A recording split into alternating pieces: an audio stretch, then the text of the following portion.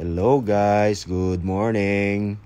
Karon adlaw magluto ta og kalderitang baboy.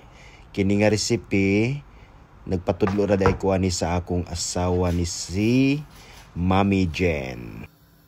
Ibutang na nato ang mantika. Gamay lang na mantika para dili kayo kuan. Pag init sa mantika, butang nato ang ahos.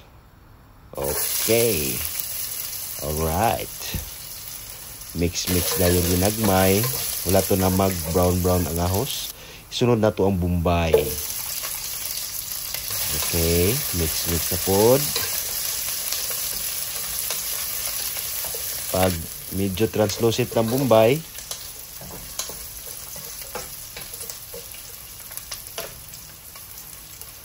ibutang na nato ang baboy.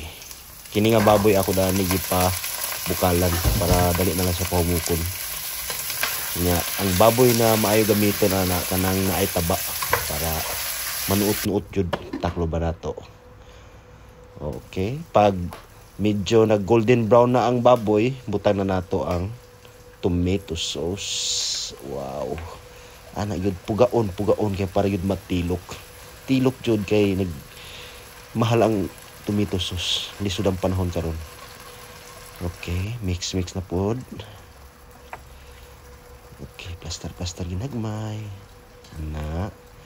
Okay ginagmay. Pag bukal sa tomato sauce, butangan na natog tubig. Ana, tilok yun ang tomato sauce. Daghano nato ang tubig. Level nato sa baboy kay para pampahumok na ni siya. Mga 45 minutes nato din pabukalan ang baboy para manuot-nuot jud ang lasa sa tomato sauce ug mahumok jud ang ato ang baboy. Takloban, wala to nato magbukal. Pag unang bukal, butangan na nato og paminta. Sunod ang magic sarap. Dayon asin. Sakto lang na asin kay para dili parat. Ukay.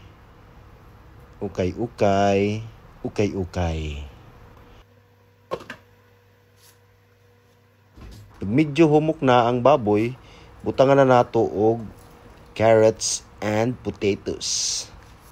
Siyempre kalderita, di na mawala ang carrots ug potatoes.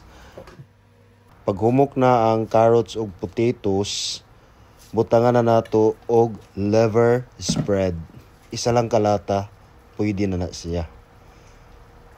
Pampadugang na siya sa lasa, pampadugang sa texture, o pampalapot sa sabaw.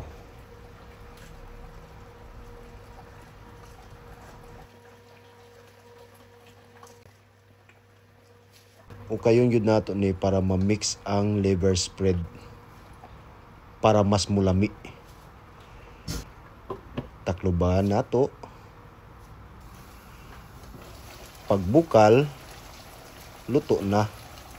Oh, humok na ang patatas, humok na ang carrots, ug humok na pud ang karne.